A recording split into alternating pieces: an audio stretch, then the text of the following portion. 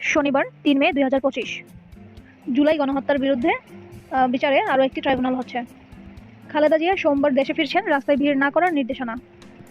Myanmar Bangladesh সীমান্তে mine বিস্ফোরণে কেউ পঙ্গু, কেউ নিঃস্ব। ভারত পাকিস্তান উত্তেজনায় হামলার শঙ্কায় কাশ্মীরে খাদ্য মজুতের নির্দেশ। এনসিপির সমাবেশে বলেন, সরকার ব্যর্থ হলে আওয়ামী লীগের বিচার হবে জনতার আদালতে। তারেক রহমান বলেন, নির্বাচন অনুষ্ঠানে দাবি করাটা যেন অপরাধ। পৃষ্ঠা ২ খবর। আজকের আবহাওয়া, দু এক জায়গায় বৃষ্টি হতে পারে আর রাতে তাপমাত্রা সামান্য বাড়তে পারে।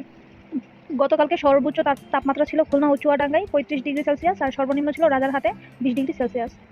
পররাষ্ট্র মন্ত্রণালয়ের বিজ্ঞপ্তি, ফজলুর রহমানের বক্তব্য সরকার সমর্থন করে না।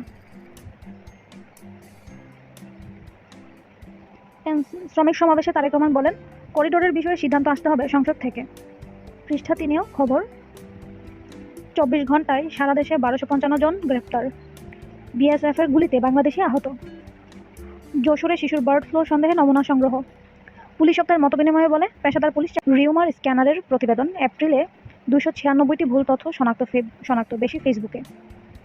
দামি যন্ত্র নিয়ে বিপাকে চসিক। মধুর জিআই স্বীকৃতি পাওয়ার উচ্ছ্বাস।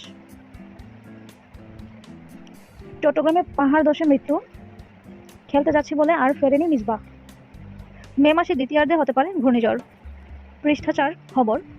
তথ্য উপদেষ্টা বলেন, সরকারের হস্তক্ষেপ না থাকায় মুক্ত গণমাধ্যম সূচকে এগিয়েছে দেশ। ঢাকায় হেফাজতের মহাসমাবেশ আজ। মামুনুর রশিদ, চঞ্চল, ইকবাল, সুবহান সহ ২০১ জন আসামি। কবি দাউদ হায়দারকে বার্লিনে দাফন। পৃষ্ঠা ৫ অভিমত বিশ্লেষণ। সাগরে ১৪ ঘন্টা সাঁতার কাটল মার্কিন ২৫ ফুট লম্বা সাইকেলে বিশ্ব রেকর্ড। পৃষ্ঠা ৬ খবর। কুষ্টিয়ায় ভেড়া পালন করে স্বাবলম্বী, বছরে প্রায় ৫ লাখ টাকা আয় করেন। ঢাকায় স্বরাষ্ট্র উপদেষ্টার বাসভবন অভিমুখী পদযাত্রায় পুলিশের বাধা। সামাজিক দায়বদ্ধতা নিয়ে কাজ করে যাচ্ছে পুনাক, মানে এর ফুল মিনিং হলো এটা, বাংলাদেশ পুলিশ নারী কল্যাণ সমিতি।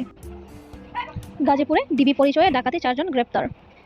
প্রথম আলো সাংবাদিককে হুমকি, দুঃখ প্রকাশ নেতার। সাতক্ষীরায় আশাশুনিতে বেড়িবাঁধে ভাঙন। পৃষ্ঠা ৭ খবর। সিরাজগঞ্জের রায়গঞ্জে বাড়িতে গোপন বন্দিশালা, বিক্ষুব্ধদের অগ্নিসংযোগ।